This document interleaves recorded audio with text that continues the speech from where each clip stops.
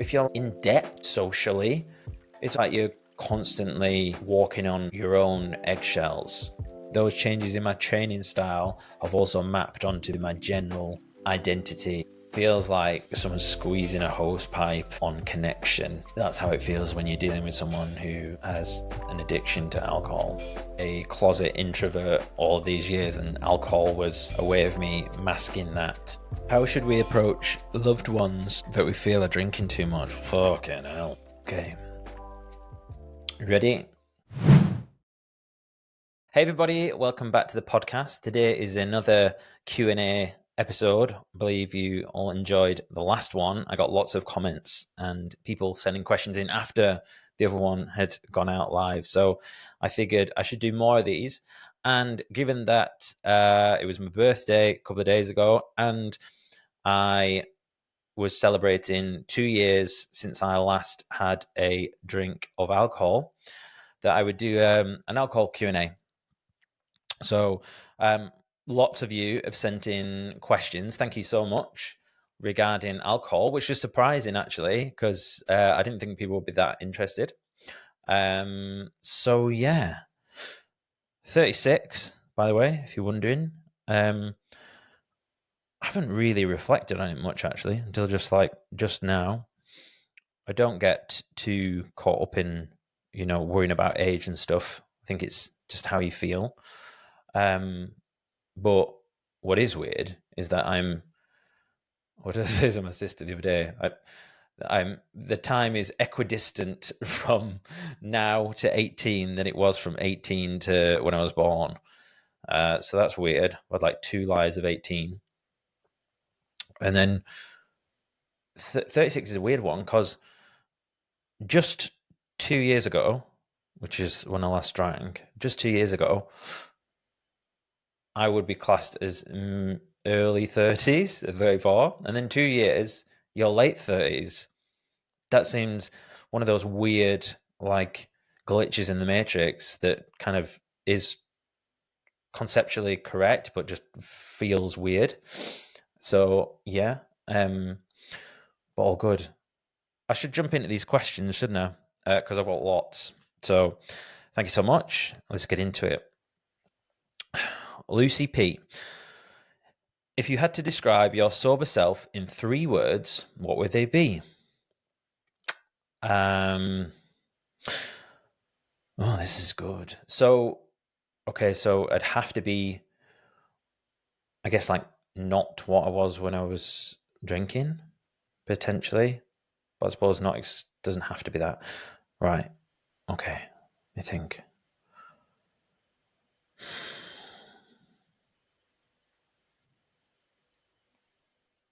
I'm going to use this as one word.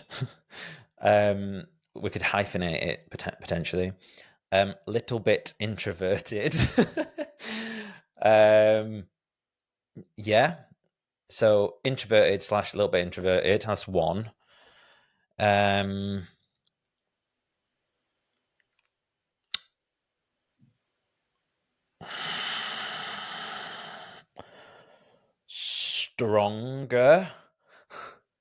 Stronger.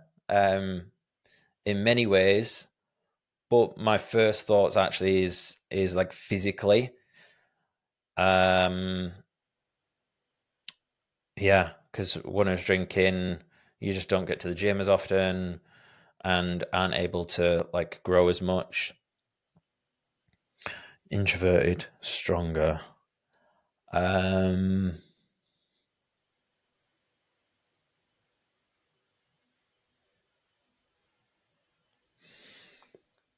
Calm. That's a funny word, isn't it? Calm. Yeah. Introverted, strong, calm. There we go. Good question. Thank you. Dan J. I'm just going to blank these out as I'm going along so I can keep up with what I've done. Dan J says, what do you think about the sober community as a whole?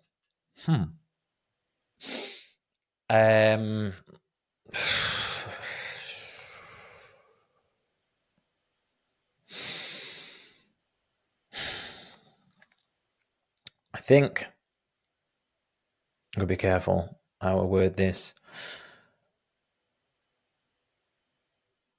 Depending on the type of person you are and the type of relationship you have with alcohol, will depend on, will inform what type of community will work best for you. And also, it depends on what sort of stage you're at in your journey. When early days, when I first started going sober, which is now probably like over 5 years ago when I first started this kind of cutting alcohol thing out, I lent really hard into the sober community.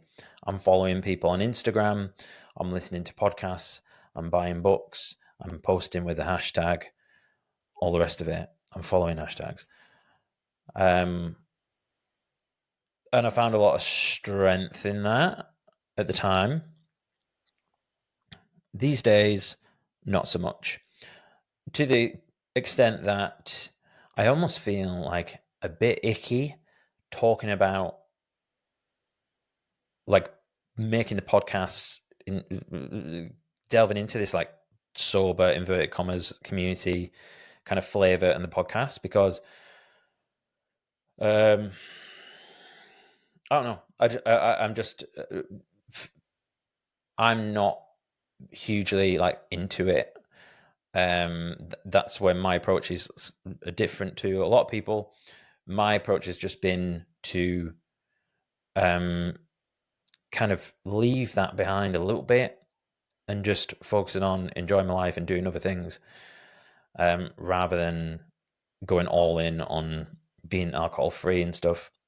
But at the same time, here I am creating content around it. So what a hypocrite. But I think, what do I think about them as a whole?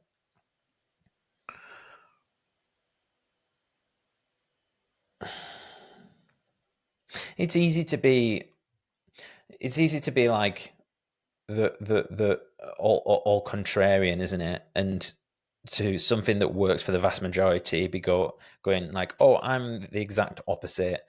And that is like a form of virtue signaling in itself, isn't it? So like, I'm like, yeah, I don't need to be like the sober people. I'm sober. Listen how fucking cool I am. So I'm aware of that, but I think going sober or going alcohol free will not fix all of your problems. And some of the stuff that you see banded around the internet is like, my life is so amazing. Since going alcohol free, I just like, I've got all this energy, I've got this, and to a certain extent that is true. But for me, that wasn't the case. Like, I did get some of that, but also, it was really difficult because you've taken, and again, it depends on what sort of drinker you were. But like for me, there was a few different threads, but essentially, alcohol was my way of coping with negative emotions. So, and it served a purpose in that regard. It did work. If you come home from work mega stressed out, or something happens that upsets you, having a few beers, with people or whatever, would make you feel better, and even on your own, like, temporarily, it numbs the pain. So it was serving a purpose, and therefore, what happens after that? Once you remove that thing, you go through this other journey. So I guess it's that the promise of everything is going to be great and you're going to be happy all the time, and it's going to be candy floss fucking land all the time. Candy floss fucking land. That sounds like a fun festival. I hope that answered your question. Dan has also put another one, but what I'm going to do, like I did last time, I'm going to come back around to anyone who's done 2. Emma T. I'm just got a little sip of coffee. I don't know why I said it in an American accent. Stop being awkward. Emma T. Firstly, congratulations on 2 years. Thank you. When or what was your final straw and you decided not to cut out alcohol? Oh, that must mean when you decide to cut out alcohol. Final straw.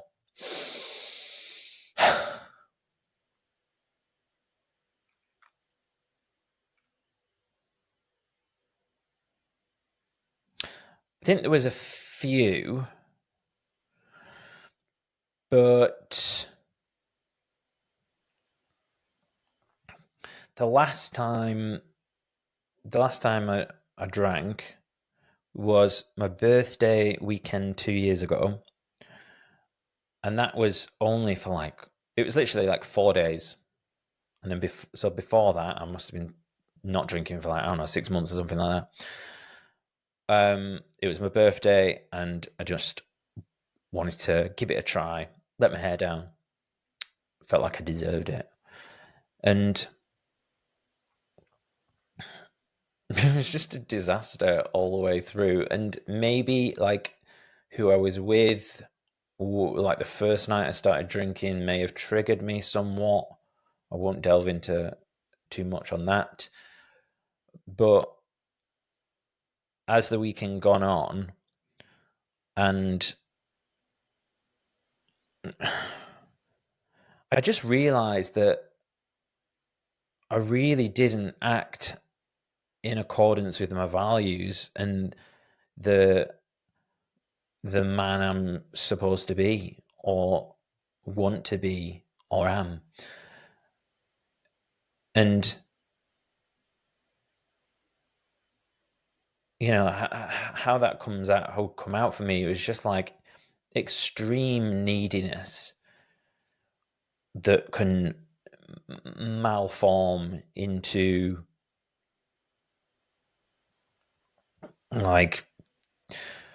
just craziness. And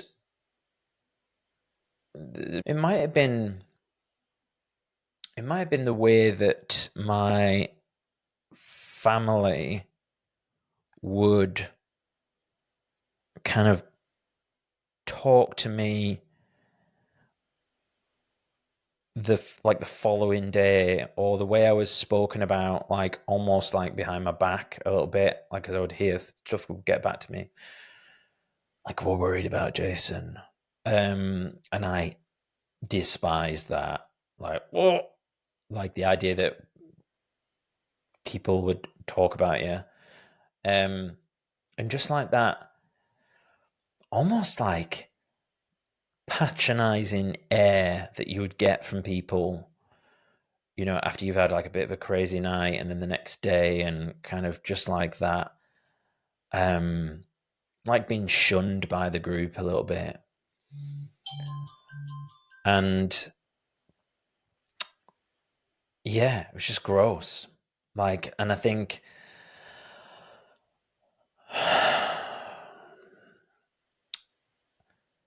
yeah, I don't like people thinking badly of me and not having the confidence, because if you've misbehaved the night before, all you're doing all day is groveling, or oh, can I say that? Am I allowed to say that?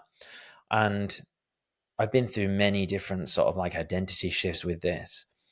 And a big part of where I'm at now is probably quite a masculine, I'm living my life how the fuck I want to. This is me unapologetically. I'm strong mentally, physically. I'm resilient. This is what I think.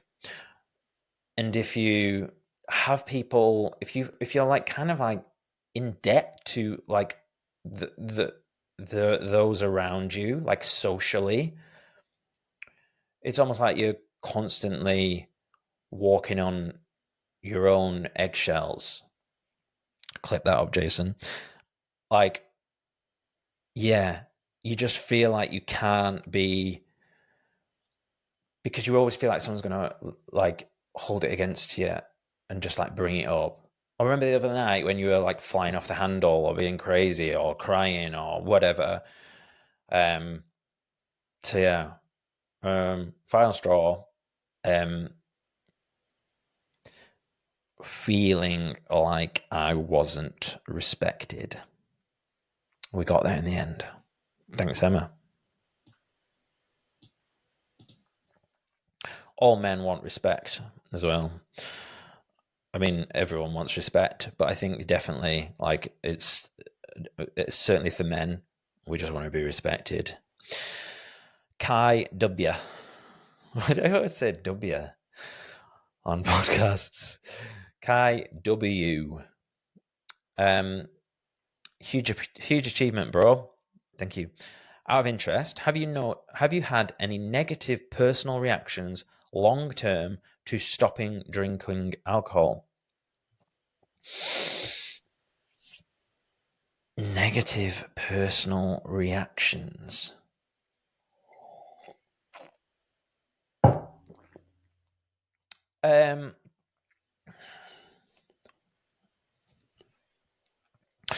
Probably the only thing I can think of is like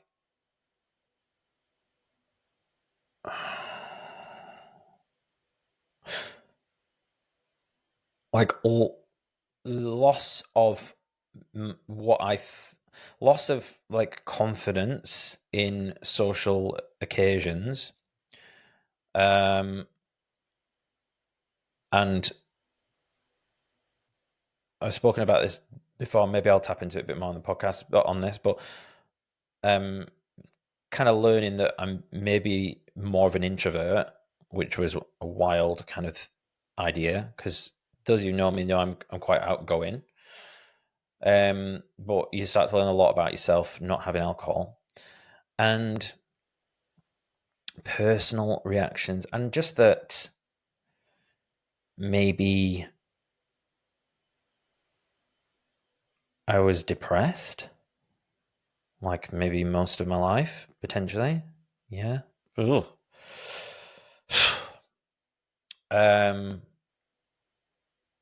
So yeah, that would probably be it. Yeah. Moving on. Thank you for the question. Dave B. What effect did fucking hell? What effect did quitting have on your Whoop recovery? I'm trying to think if I had a Whoop at the time. Yes, because I remember. Yeah, I remember seeing like the times that I would drink, and you're just going like the 1% recovery zone. Those who don't have a Whoop, it's a fitness tracking thing which records your HRV or heart rate variability, your resting heart rate, respiratory rate, and a few other metrics, and then that like puts it all into this formula to give you a recovery score. A lot of other bands have started doing it now. I think Fitbit call it readiness. But yeah, obviously so much better. Like those of you that have experimented with this, you could have like 2-3 glasses of wine, and then your recovery will be pants the next day. And I believe the main part of that is just like, if you think about your heartbeat when after you've had a few drinks, it's just like dead steady, and it's just like bop bop bop bop bop bop, which is synonymous with like a sympathetic nervous system, where it's just like on high alert. So that'll be why it fucks up your recovery, and your body can't relax, and therefore you can't recover and do all the good stuff that it wants to do while you're sleeping. So yeah. Ian T, was it hard?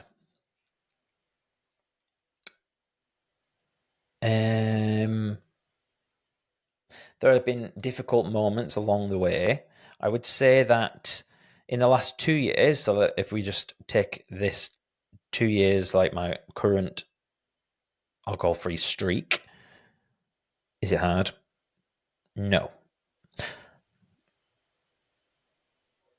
Yeah, there are occasions, um, at stag do's, all day stag do's, and then I start feeling tired in the middle of the day, and then because I'm tired, I feel less confident, and everyone else is starting to get more drunk. They're getting louder, I'm getting quieter, and like getting through those moments can be a little bit challenging. But I don't believe I've ever thought about drinking in those situations. I think maybe when I was at one stag do, I remember thinking, oh, I wouldn't mind just having a beer with the lads, but it didn't linger long. So yeah, hard, not really, but sometimes. Sam F. Best low alcohol beverage. I'm a fan of cheap lager knockoff post workout. Does that mean low alcohol? I think it must do. Best low alcohol beverage. The Guinness one is great. I think the Guinness one is the best because like nothing tastes like Guinness, and like Guinness just tastes like dust and coal and Ireland. And so you kind of get that with the zero. It's just such a strange flavor to explain. And yeah, and then you can get like the pint cans and stuff, so you can actually get it in a pint, which is cool. Unfortunately for me, like I'm not great with gluten, which is something I've learned about myself. Wheat or gluten, which I do believe may have had an effect when I was drinking, because essentially I was just poisoning myself constantly. So even when I drink, if I have gluten or alcohol-free beers, that will give me a flush, like a red face, which I used to get when I was drinking a lot. We talk about the alcohol flush. But how much of that was that alcohol and how much of that was just the wheat? And if it was making me feel like bad, because after a while it makes my shoulders hurt, my face gets a bit itchy. So you can imagine, like, I'm in that painful state, and then as I'm drinking alcohol, like I'm trying to like stop that making myself feel bad, but then it's actually making me feel worse, but also numbing it a bit. So it's like you can imagine just how that would be problematic. So there's just this perfect mix of ingredients, metaphorical ingredients that would mean that I was always going to be a disaster when having a drink. So I've not answered. Yeah, so probably the Guinness one. I also really like Brewdog Hazy Jane, Hazy Free. What the fuck's it called? No haze. These aren't names. The alcohol free Hazy Jane. I used to love Hazy Jane. Hazy Jane. Some of you may remember I was a huge fan of Brewdog. When I had my bar, I put 4 Brewdog taps on, and this was like before it was cool, man. Before like it would really taken off, and it was very expensive. But yeah, I used to love it. But I also blame them for my part of my difficult relationship with alcohol, because as you start to enjoy those like snazzy beers, IPAs are like 6, 7, 8, 9%. I would be able to drink like a 12% beer and be like, oh yes, I can taste the subtle notes of chocolate and cherry in that one. Meanwhile, I'm getting absolutely wankered. And then when you go to the idea of drinking like a 4% lager, which is like, this is just piss water. So yeah, I do believe like there's a problem with going down that route and getting all fancy about your beers. So be careful of that one. Yeah. Thank you for the question. Tom K.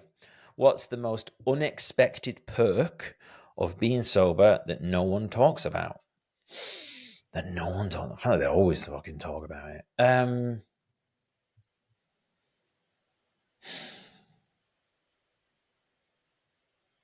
no one talks about. What are the perks to start off with? Like less anxiety,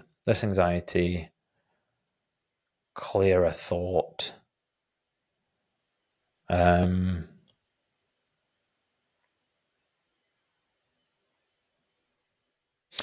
Being able to drive everywhere. I think that's pretty cool. Like there's something really like agentic about just thinking, if I have a car that works, I can drive anywhere, anytime, any occasion. So it just means that, like, yeah, you can do whatever you want. And going to an event doesn't mean that you necessarily have to stay over. It's going to get expensive. Yeah, I like being able to drive everywhere. Although I do walk most places, to be fair, but like long distance. Jack A.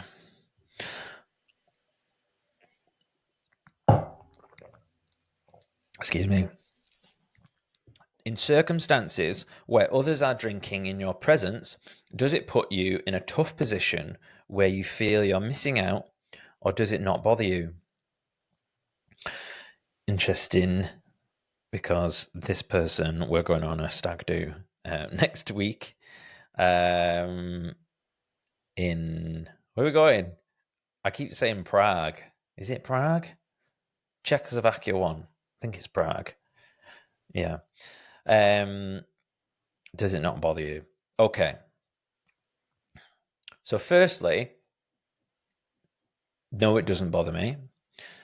I might feel like, depending on the type of people that are there, I might feel a little bit socially awkward at the beginning after like literally like 2 or 3 drinks.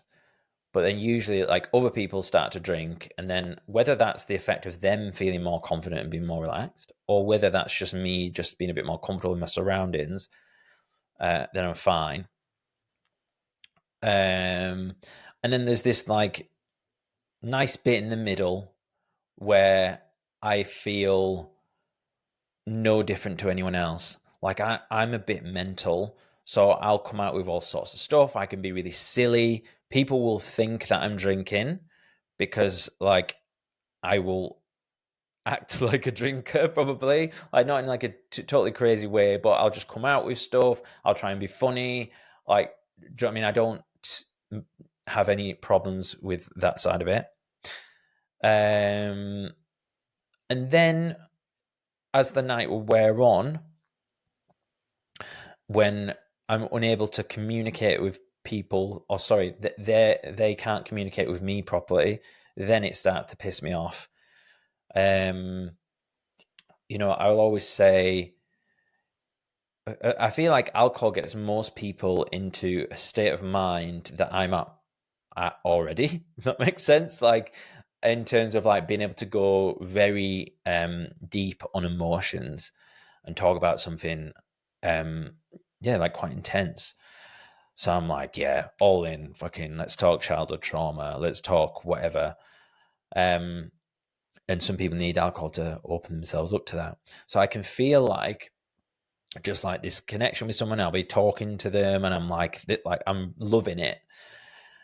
And then after a certain point, I'll be like, oh, I've got this like connection with this person. And then I'll be talking to them, and I'll be like coming out with something. And we've got this connection, and then they will just go like and look over there, and then just like, and then I'm like, I've lost them. They have disappeared. This person that I've bonded with has left the building. And then it's just like, well, there's no point talking to them anymore. And then also that can feel like, oh, so like the stuff that I just told that person, or the stuff that we've been talking about, will they even remember that? So have I bonded with them or not? Is it a facade? Is it all a mirage? Is it, do you know what I mean? So it can feel like you've been screwed over a little bit. It's like, yeah, it's like knockoff connection is how it feels. So, yeah, to answer your question. So it doesn't bother me that much, but sometimes it can get annoying. And on this, I believe on this stag do, we're going to be doing lots of like drinky stuff. So I may just have a wander around the city on certain things, or I may not. Amy L, what led you to want to quit drinking? I've kind of answered that, but I'll say drinking was the one thing that was stopping me from being the man that I always wanted to be. That's it. And Amy has put more questions, so that's why I did that one quickly, and then I'm going to come back around to hers. Emily L, would you have been put off dating a girl that didn't drink when you weren't sober? And would you be put off dating a girl who drank now? Interesting question. So there's two parts to this. So would you have been put off dating a girl who didn't drink when you weren't sober? Well, I mean, I got engaged to someone who was vegan. And then, so I've always been pretty open-minded. I think it depends on what point in my life. Maybe like in my 20s and stuff, I would probably be like, that's a bit strange. Why don't you drink? Because it's a big part of my life, going out and stuff. I suppose it depends. I would like to think that I wouldn't be, but I think probably it would be like in terms of like why she would want to be with someone who drank a lot. Second part to that, obviously related, would I be put off dating a girl who drank now? No. So I'm trying to think of the girls I've dated in the last 2 years. Let me work back. Drinker, non-drinker, I think. Drinker, non-drinker.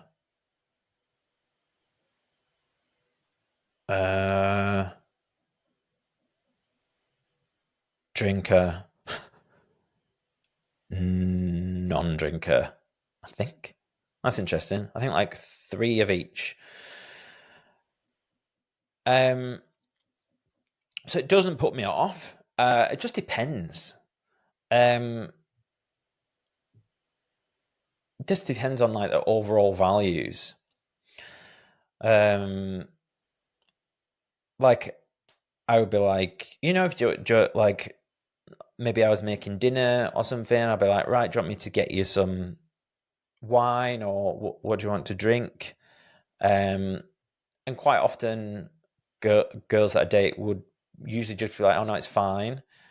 And then some would be like, yeah, I'll have some wine, or and I think it's like I said before, they might need 1 to 2 drinks to get to like a confident level of where they can open up a bit. And maybe like early doors in a relationship, might be a little bit nervous. So I can respect that, although it's not really the best idea. It's not a cure-all for confidence, unfortunately. You're doing a deal with the devil there. But yeah, it just depends what they're like. There was one girl who I've got this weird thing of not being able to detect when someone's mega drunk. I don't. It's quite strange, and it maybe has something to do with my childhood. But like, I don't know.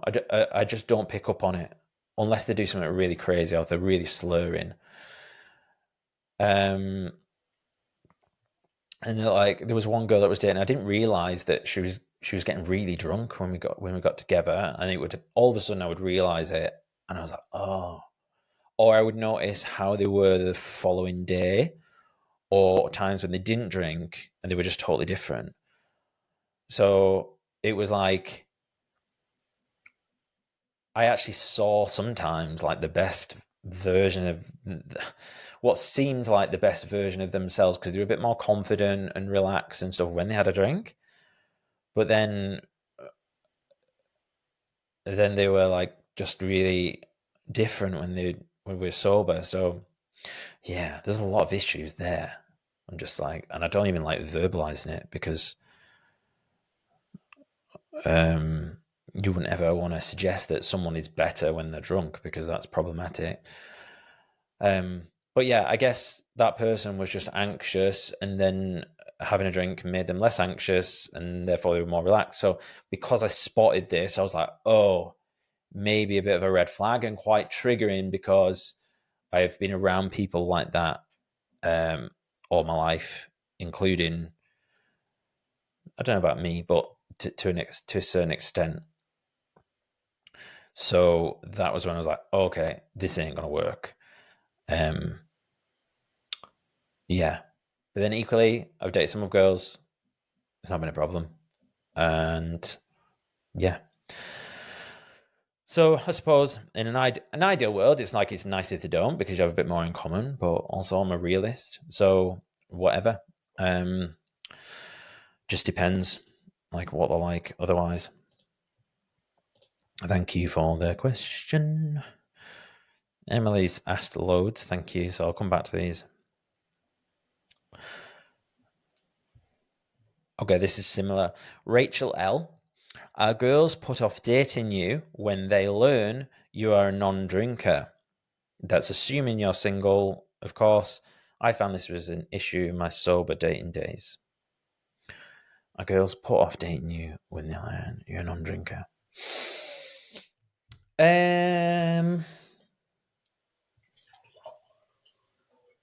Honestly, I don't know.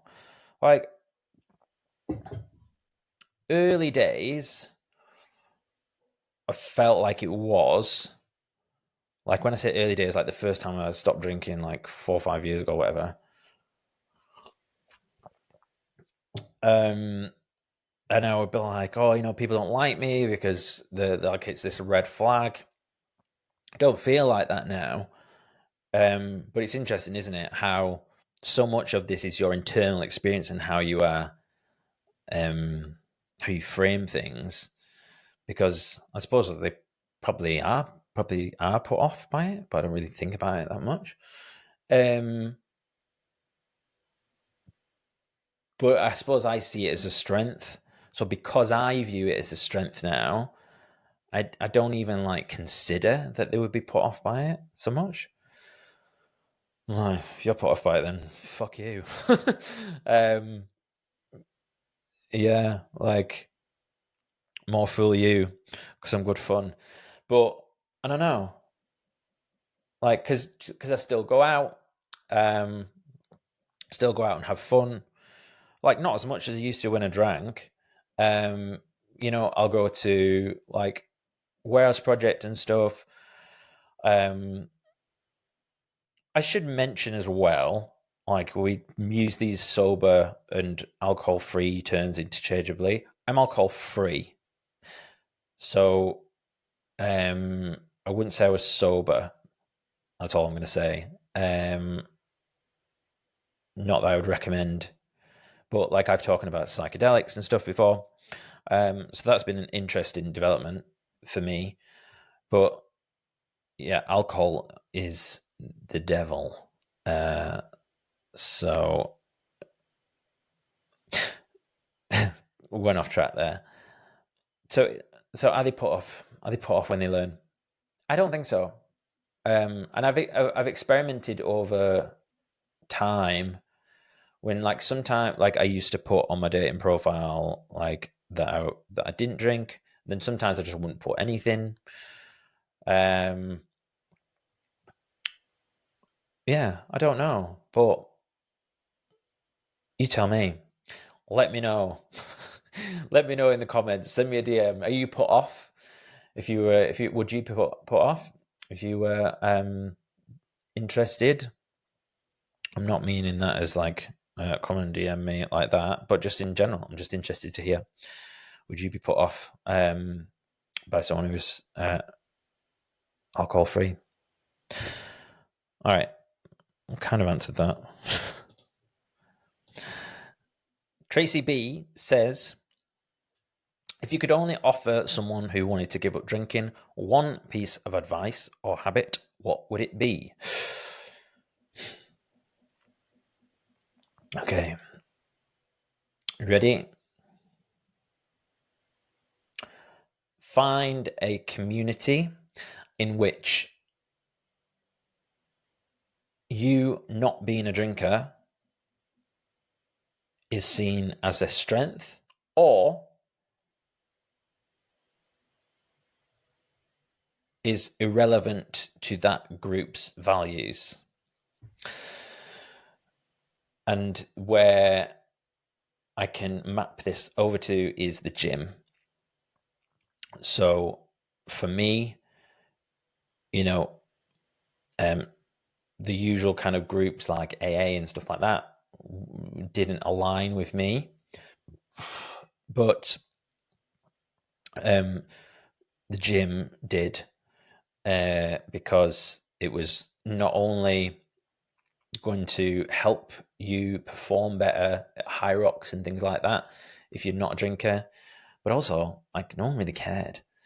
It just wasn't a thing. Whereas I look at the former group that I would be associated with, which would be more like the musicians crowd, it was obscure. It was it was unorthodox within that type of group. So every time I went to a gig or anything like that, it would be like, "Oh wow, you don't drink? That's so amazing!" You know, even if people were nice. But I don't want to feel like an outcast, even if people are being kind.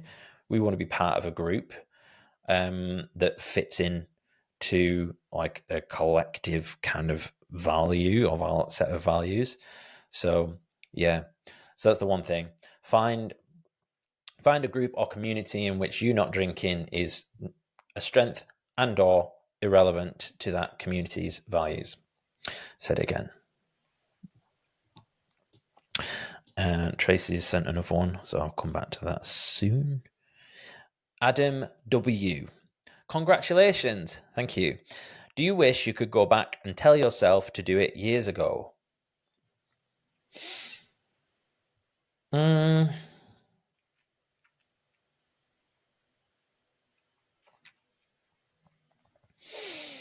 Yes and no.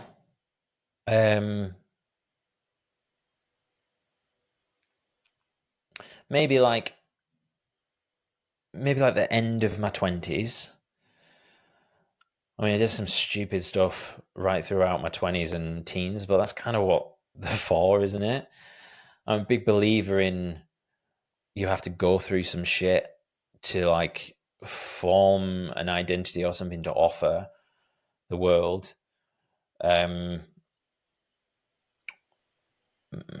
But equally, you know, if there was an 18-year-old that's going out getting fucked up all the time, I don't think that's a good idea.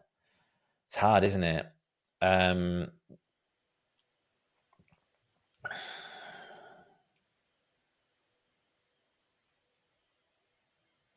And you know, I had so many adventures drinking, and it's sad to say but you know, drinking is fun most of the time, or was fun.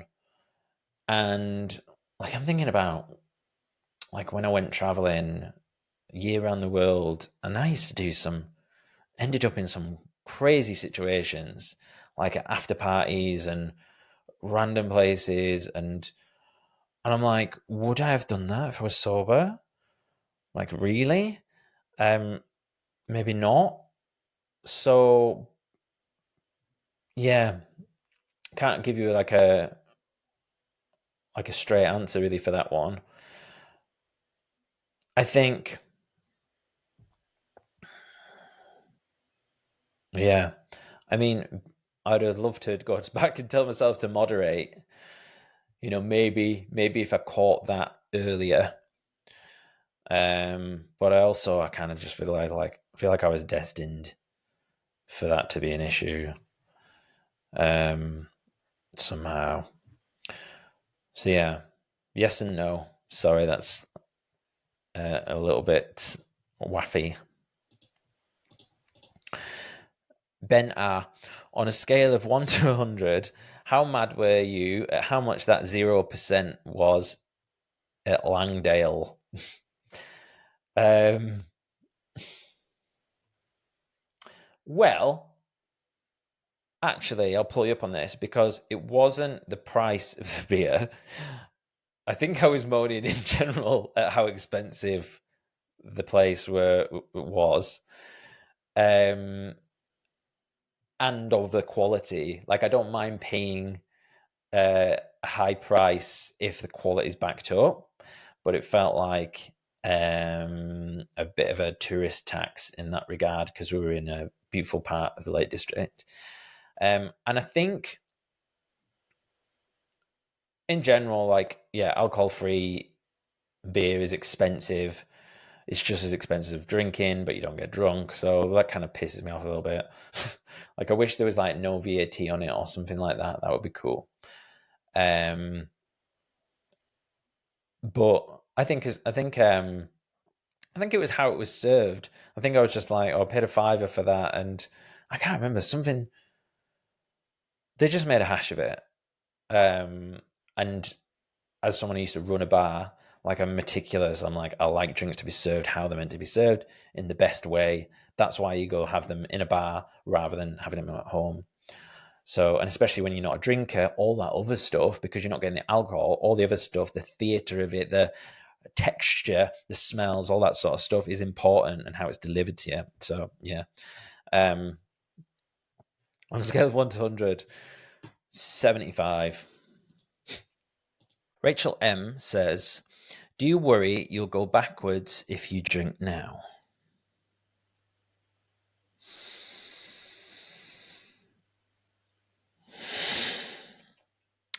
Yes. How far back? I mean, it's not like I worry about it, but if I did do it, I'm like, the likelihood of me doing it successfully and my life going the direction I want it to go would be less likely. So yeah, I do often think, because I've done a lot of work on myself, I've done a lot of therapy, I understand myself more than I did 2 years ago, the last time I drank, that perhaps I would be okay. And I think there's a question someone else asked, which we'll delve into a little bit of why I might think that is the case now. But yeah, so yeah, I think anyone who doesn't drink would probably say that would be true for them. Because otherwise, why wouldn't you just drink? Yeah, thank you for the question. Julia J. What are different support groups you find helpful? I've touched on this before, probably already, but support groups. I think the closest thing to support groups that I would say helped me would be listening to podcasts listen to podcasts with people who don't drink. Probably was like an early like influence. Some books. I'm trying to think which was one. Oh, what's the author called? I think it's called The Unexpected Joys of Being Sober. Is it Callie? Let me just find before I butcher this. The Unexpected Catherine Gray. Yeah, it was a good book. Interesting. I did find that most of the books and stuff out there seemed like a female. I can't remember many men's. I mean, Russell Brand did one. So yeah, but like AA, did try AA once during like my last sober streak, but because I was just interested. Just wasn't for me. Also, NA, Narcotics Anonymous, which is just like all of the above. Like you can go there for alcohol. Yeah, it just like it was nice, and I think the people who like do it and that run it are incredible, but it just wasn't for me. So yeah, back to what I said before, just the gym, High Rocks, probably. Even though there's like a bit of a drinking culture in like some of like the top of High Rocks, which I'm like, fair enough. If that's what you want to do, then cool. I feel like they would be much faster and perform better if they didn't drink, but maybe not. Gaz J, do you miss it?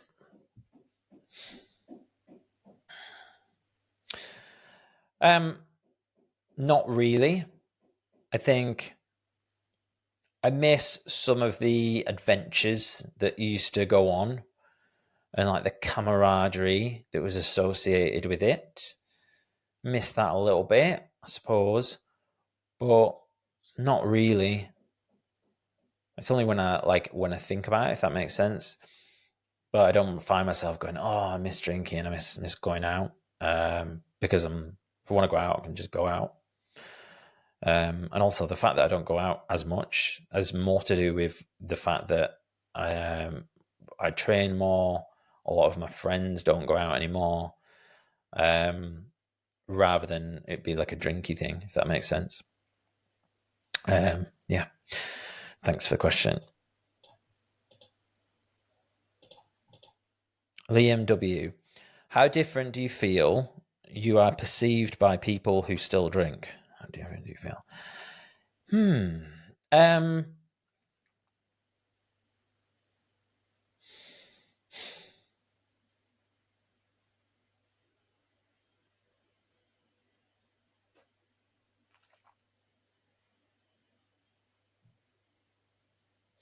I think these days not that much different. I think maybe I perceive that people see me as differently, but not because of the drink, if that makes sense. Like just weird, kooky Jason, geeky, strange Jason. But I don't think of it as like geeky, strange, sober, alcohol-free Jason or whatever. So much. Yeah, and I think, but I think I used to think that people used to think about it. Now I don't, and I think that comes down to like self-confidence. Because it's like I'm leading the life that I want to live. I'm not like struggling through and trying not to drink. I'm just like, no, I don't drink, and I'm fine with it. So yeah, I don't know. How do I feel? I perceived by them?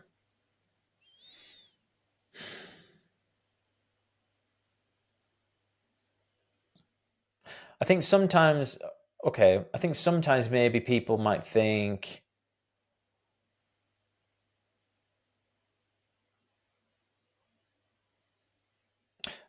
like maybe that, like like I might think that I'm better than them, if that makes sense. Like I don't think that, but like I think maybe they think that I think, yeah.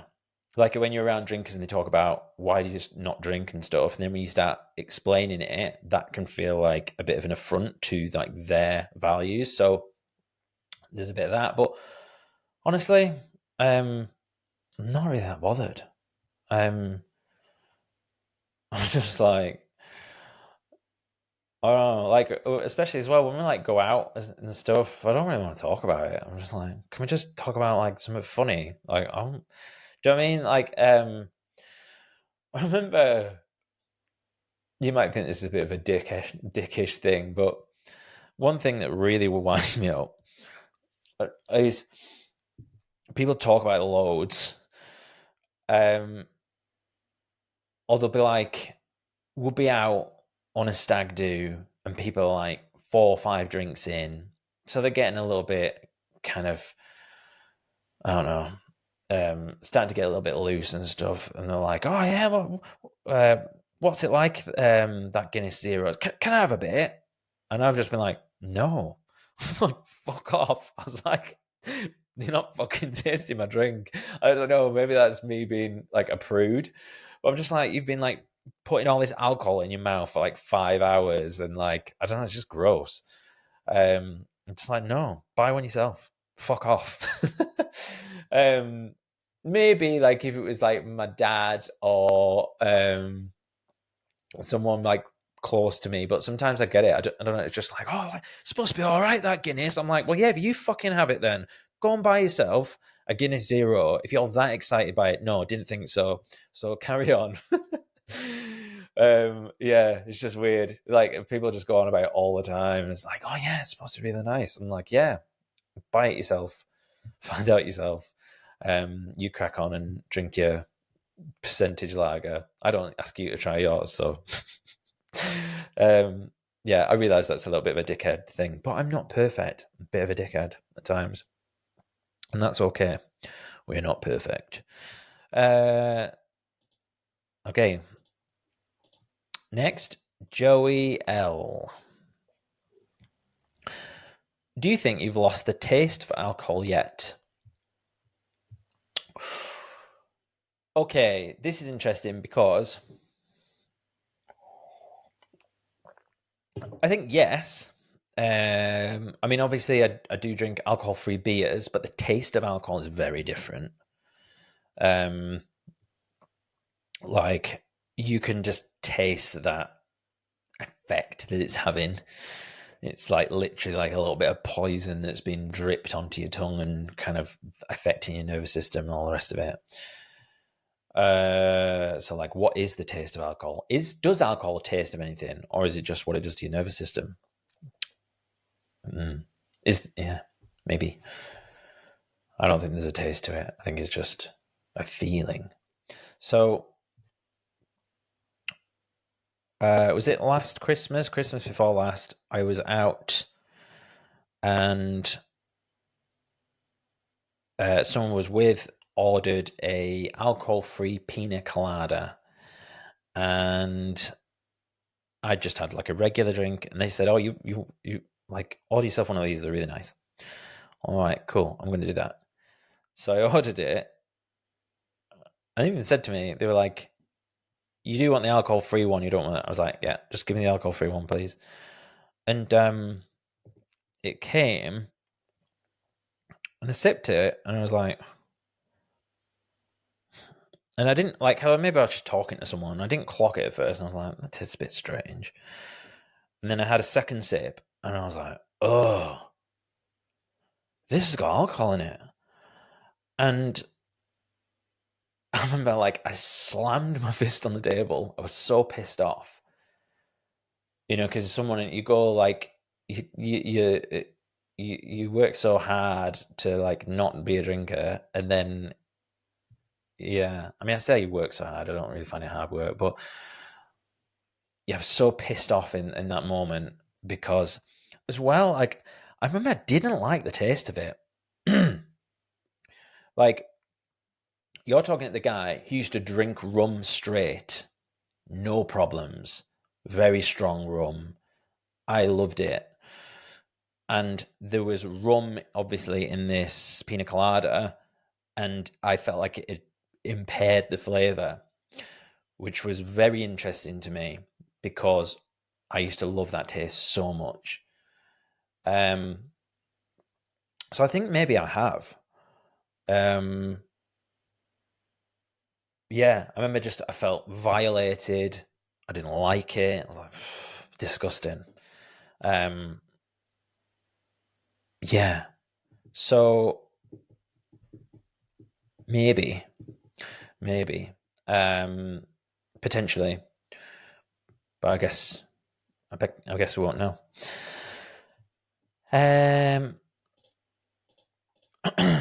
And okay, Joey's asked the follow up, but I'm gonna, and because this kind of is related. Have you had a sip since?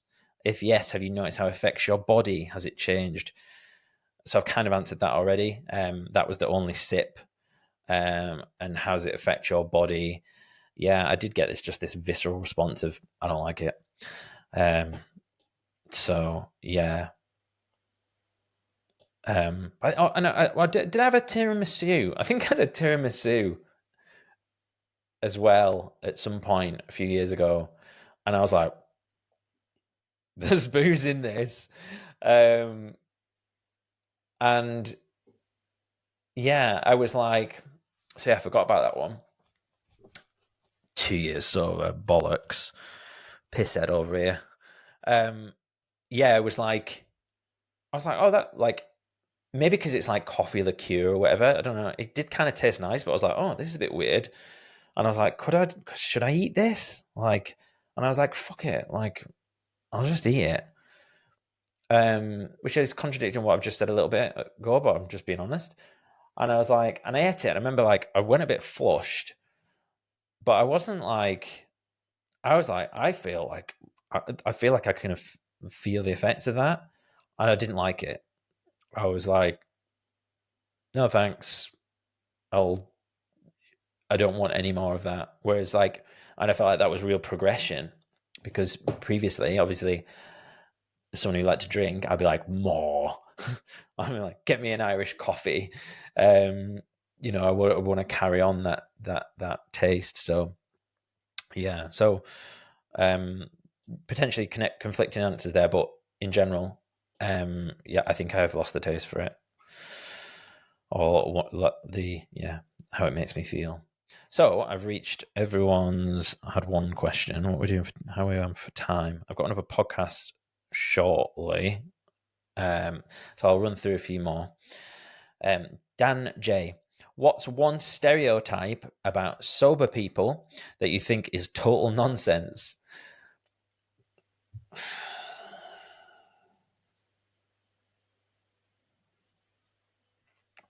Maybe I answered it before, but they're just like happy all the time. They've got no problems.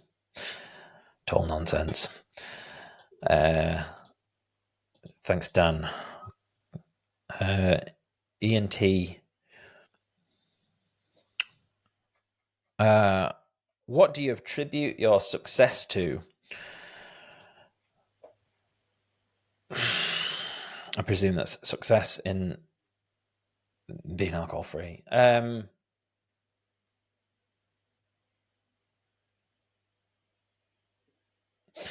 Yeah, I've already said it.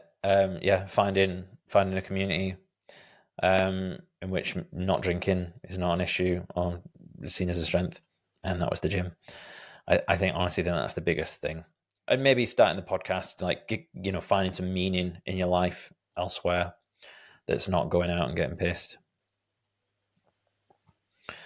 Amy L's got got 3 questions actually. How many times did you think about or try quitting ahead of that? I think there was. So I remember I did the first time I quit, I did like 9 months, and then I started again for like a weekend, and then I think I did another 6 months, and then I started. I think I had a little period of like a few weeks throughout summer, like not every day, but I just kind of because actually I was in quite a good space of it. I wasn't like going too crazy, and then quick, I'm losing track of it now. But they were all like 6, 9, 3, and I think there was maybe 4 or 5 times in between in the last like, was it 4 years or 5 years? I think it's 4 years ago the first time I quit. Sorry, I keep saying 5. And there was, so maybe like 4 times within that. But yeah, and think about or try quit. And it wasn't like trying to quit. Like trying to quit wasn't a thing. I could just quit, if that makes sense. But I would try being a drinker. So it's kind of like the inverse. So I would try being a drinker. Like it wasn't like, oh, I need a drink. It was like, oh, I've been sober for a while. I'm thinking about trying to bring it back in, just see how I'll respond. It's an experiment. I saw them as experiments, and ultimately failed experiments every time. But once I decided to quit, wasn't a problem. Like I've never ever decided to quit and then been like, oh, I just broke, I ended up going to the off license and getting some drinks. It's never been like that. It's always been very deliberate. I've spoken to friends and families about it. I'm thinking of drinking again. What do you think? And all of them, majority of the time, have been supportive. Like, yeah, let's give it a try, see how you get on, experiment. And yeah. So that's that. And then Amy's got another question, which I will come back around to shortly. Emily L. How has your identity changed since being sober? Great question. It's changed a lot, and it's shifted in many different ways. So first time round was like sober, hippie, vegan, spirituality, Wim Hof, maybe like cold water, stuff like there's a bit of that in it. It was like a very feminine sort of vibe, and like that was like, I feel like that was my process of just like purging everything, like starting afresh and finding this blank slate of just kind of in a very almost like Buddhist way of like non-attachment, or I was very calm, didn't have any aggression. But then that was when I had issues with depression, because I was like, oh, now I've got this blank slate. What the fuck is life? So I had to like build it up from then. So then I like, yeah. So then I think then I started maybe doing the Wim Hof stuff. So I started bringing in some of that masculine energy, doing all the cold water and the breathing and stuff. And then maybe I had a period of drinking, and I came back around, and then that my identity was like the high rocks. Like my first season doing high rocks was like monk mode to the max, cold water every day, beard, top knot, like masculine, getting up at 5 a.m., 4:30 a.m., going out in the cold, running David Goggins-esque, just like hard things. Yeah, motherfucker. And I would post about it on my fucking Instagram all the time. I'm like, look at me running, like, like that proper cliche, meme-ified kind of person that you see a lot of people taking the piss out of on Instagram. So it was that version, and then this like latest identity shift is like now whatever this is, which is much calmer, much less like, oh, I need to be masculine to be masculine. Whereas now I'm like, just be masculine. Like, trying to be masculine is probably the least masculine thing you can do. Like, just be yourself and like have your like form your own opinions, be yourself. I suppose there is like lift heavy weights, stuff like that. Just be masculine rather than trying to force it all the time. And also like just being more relaxed about things, like rather than my training having to be like turned up to 110 all the time, or turned up to 11, should we say, Spinal Tap. That it doesn't have to be like that all the time, or it can be like that level of output, but just feels easier, like relaxing. And it's interesting. You'll see, like, if I ever went through like my high roxes and the different, like, you'll see like the different versions of me showing up. Like, I think my Manchester one, which was like a year ago, I was like, I was just so intense, and I did a good time, but like it was like intensity high. And then the last one I did, I was smiling like I never used to smile. I was smiling all the way around. I was relaxed, and I think those changes in my training style have also mapped onto my general identity, if that makes sense. So I'm just much more comfortable with who I am and not having to force things all the time. Thank you. Great question.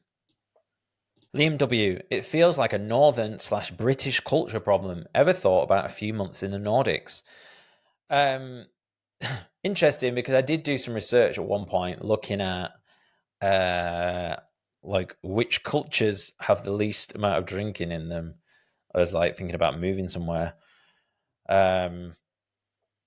And I didn't find that was a thing in the Nordic countries. I know like some Asian countries aren't massive on drinking. But like I've been, I've drank with Swedish and Norwegian people, and I feel like they're pretty good drinkers. I've been to Iceland. That was ended up being quite a drinky culture. So yeah, I don't know. I'll maybe have to explore that one. But thanks for the recommendation. Jamie H. Would you recommend everyone go sober?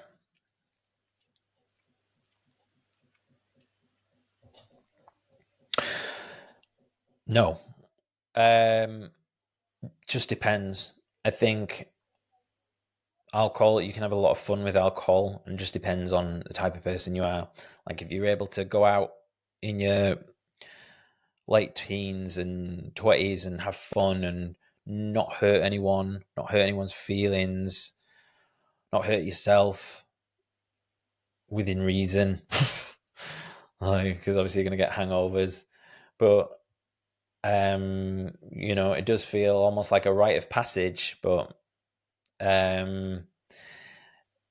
if everyone went, I mean, if the whole planet went sober, then maybe that would be. I heard something the other day actually, and they were talking about, because apparently less young people are now drinking, and they were saying how they think it's a problem because people aren't talking to people in bars and stuff like that. And they're sat at home, and it's an issue maybe for like this mating crisis that we're undergoing, and people aren't getting together, and people are having less sex and stuff like that. But I would argue that the reason that people aren't confident and lack social skills is because of the over reliance in culture on alcohol rather than not alcohol itself, if that makes sense. So if we like started from scratch and there was no such thing as alcohol, you wouldn't even notice it.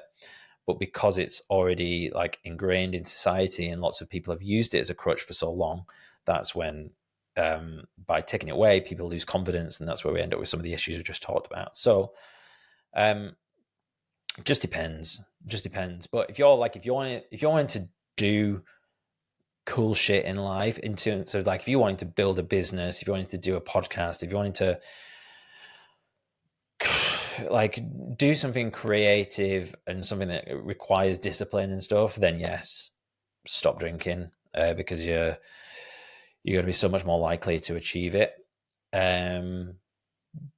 But if you're working in a job that you're fairly happy with and you're having a nice life, and you have a few drinks at the weekend with your missus or with your husband or with the boys or the girls, whatever, and you're not ruining your Sundays by being hungover and stuff, and you're being healthy the rest of the time, then I say crack on, do whatever you want to do. Yeah. Good question. Thank you. Okay, another few more I need to finish up.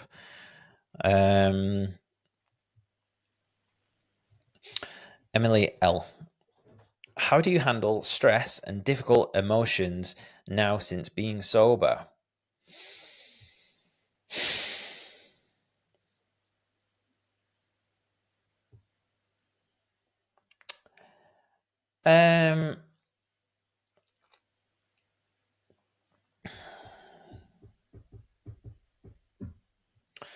So I'd say probably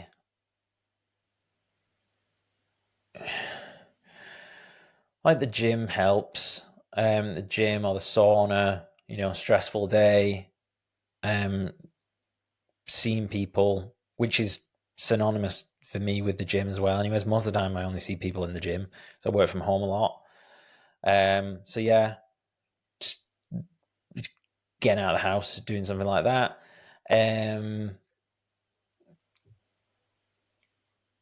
Meditation is good. I mean, it's probably better as a preventative thing, meditation, but can also, if you're able to, when you're not feeling, if you're feeling stressed or whatever, you can just sit, for a few moments, and that will usually help. What else? Yoga Nidra is part of that as well, which I mentioned before, which is you can go on YouTube, search Yoga Nidra, 20 minutes, lie down, reset your nervous system. That's cool. I might call someone, like call one of my mates. Or also, which is the more mature answer to this, which I have noticed I'm quite good at doing, is I'll just get curious with the difficult emotion, because things like meditation, the gym, can be an avoidant strategy where you're doing things to distract you from the emotion, which it can be problematic, and it's kind of almost no different to alcohol. It's much more healthy than alcohol. But like next level, like black belt level of handling difficult emotions is noticing the emotion and not avoiding it and not being afraid of it, which is harder than it sounds, because at the time when you're feeling that, it feels scary, you want to get away from it, it's triggering, whatever. But the other day I'd had an interaction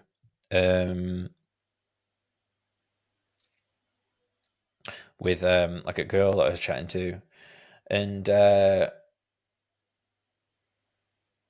then afterwards put my phone away, and then I'm lying on my sofa, got my blanket on, I'm chilling, I'm watching a film, and I'm like, why aren't I like relaxed? Why don't I feel, normally if I'm doing this on a night time, it's just like my chill time, I can like restore. What is that? And then I was like, normally what most people will do, including myself, is just kind of ignore it, put it to the back of your mind, keep watching the film, and eventually it'll go away because you'll get distracted by the film. But I was like, I'm just going to pause this, and then I'm just going to sit or lie. I'm just going to close my eyes and just get curious with what it feels like. What is that feeling? Where do I feel it? what does it make me think of? Where did I first feel it? And the more curious you get with it, the more you can kind of just watch it. And it's interesting because talking about it now, I'm getting it. I'm getting this feeling in my stomach. And it might take you back to like the first time that you were aware that someone cheated on you, or the first time that you, I don't know, reacted in a certain way to someone snubbing you, or a parent not listening to you, or whatever it could be. But going back there and then sort of noticing it, and then kind of just almost like talking to your former self and just saying it's okay. Um, but like, yeah, just allowing it to be there, notice it. I see you. I thank you. Like you're trying to protect me. You're triggering this thing out of a protective mechanism so that we don't get hurt again. And I thank you for that. Like thank yourself, thank your nervous system, thank your former self. But we don't need that now. Like it's fine. I'm secure. This is not a threat. You're perceiving it as a threat, but it's actually not. So yeah, get curious to the emotion, notice it. Where do you feel it? And if you notice it and like put your attention on it, I feel it in the center of my stomach now, and then just sit on it. And it might get worse, and it might feel like it might get a bit tighter, but just kind of just watch it, watch what it does, and you'll be surprised as after a while it will just sort of it will start to lessen. But you can learn a lot about yourself from being able to get up and close with your emotions and spot that stuff. So yeah, that's how I handle them on a good day. Right, what have we got? Okay, I feel like this is an important one. Amy L. Did you consider yourself a big drinker before quitting? And has your opinion on drinking changed since quitting? For context, both of my parents died of alcoholism in the last 3 years. Jesus Christ. So I'm just curious of other people's experience. I'm so sorry for your loss. That's horrendous. That must be very difficult for you. So let me break this down. Did you consider yourself a big drinker before quitting? Yeah, big drinker. Yeah, I would say on average over like my lifespan would be like maybe Thursday, Friday, like Friday, Saturday, Sunday, Monday, and then 3 days off. So like 4 on, 3 off, like shift work. And that would be like maybe like Friday, just a couple after work, just to loosen up. Saturday, crazy. Sunday, for you to take the edge off. Monday, I probably had too many on the Sunday to take the edge off. Therefore, I'm going to need another couple. So I would like tapering down, like withdrawal. So yeah. And for context, both parents died of alcoholism. Has your opinion changed on drink? Has your opinion on drinking changed since quitting? I say my opinion changed. I mean, obviously, I think it's pretty bad. So I guess that's a change in opinions from when I used to be a full-time drinker, proper drinker. But I guess not really. Both parents died of alcoholism. That's hellish. I'm so sorry for you. Yeah. Yeah, that's a real worry. Like if anyone's, got someone in the family that has a difficult relationship with alcohol, and obviously we spoke about some of this other stuff before. So, I'm trying to think like, is there something I can offer in here in terms of help, like advice but I'm not sure I can offer you anything other than my sympathy, and yeah, I'm so sorry you've gone through that, and I send you all the love and support, and I hope that that you haven't been cursed with that as well. Not that I'm suggesting you are, but just obviously sometimes it runs in the family, doesn't it? Okay.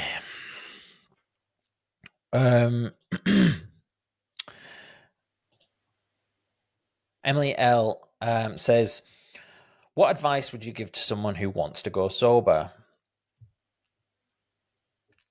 I've answered this one before, haven't I? Yeah, find a community or group. I can't even say it anymore. Find a community or group in which your lack of drinking is not only seen as a strength, but is also just irrelevant or possibly irrelevant. That would be the advice. And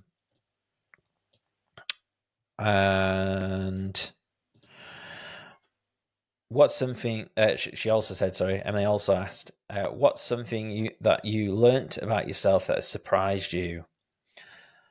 That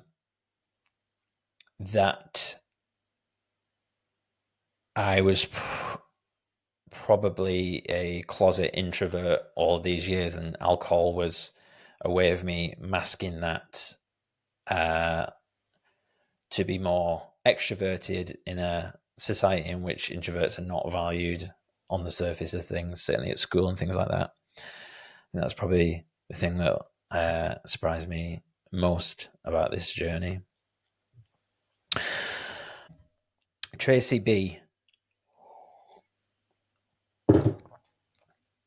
How should we approach loved ones that we feel are drinking too much? Fucking hell.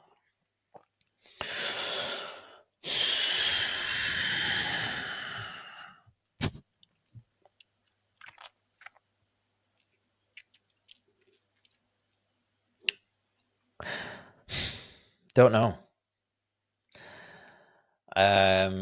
This is something I still have a challenge with. I'm not very good at it. I think part of me wants to say, just lead by example, rather than going on at people. But that also could be wrong.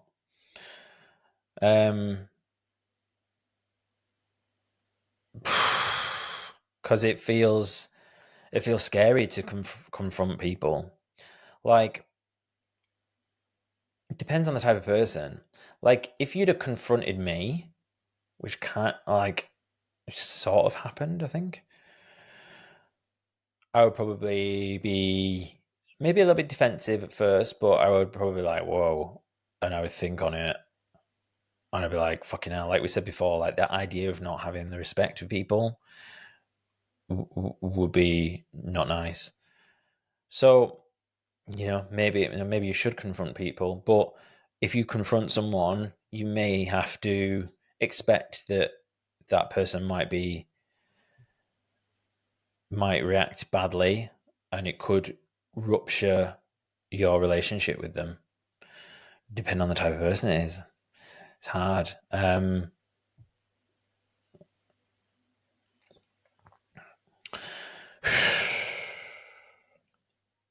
I have approached people in my life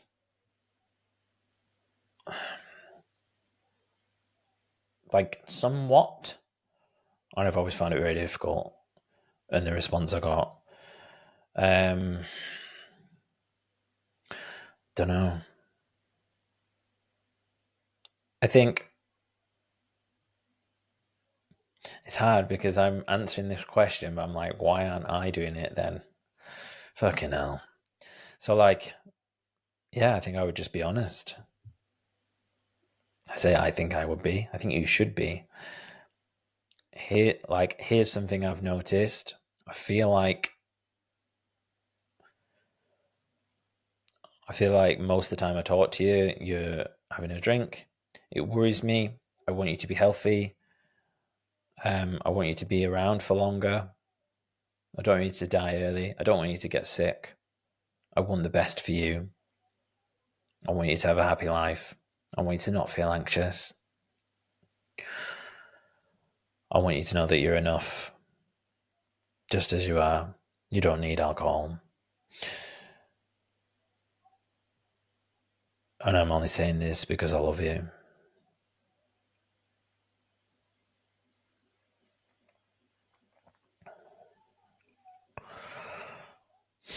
Alcohol just ruins so much. Like, it feels like there is like so little sincerity in interactions when people have alcohol involved, and it's just a massive mindfuck for people who want connection. And we all want connection. We're social animals. We thrive off connection. When it feels like that's been somehow like strangulated. Is that even a word? Listen to me try to be all clever. Like, it feels like someone's squeezing a hose pipe on connection. That's how it feels when you're dealing with someone who has an addiction to alcohol and you're wanting to connect with them. So I guess, be honest, but prepare for it to be difficult. Look back at, think about like maybe go ahead 30 years and think about what would happen if you didn't say the things that you're going to do. It might be good, it might be bad, but try and play it out in your head and do what you think is right. Be unapologetically authentic. Thanks, Tracy. I think that would be a good place to end it there. Thank you so much for all of you for sending in these questions. I hope that it's offered you some insight, and maybe you can get some you find it useful that you could incorporate into your own life or anyone that your loved ones.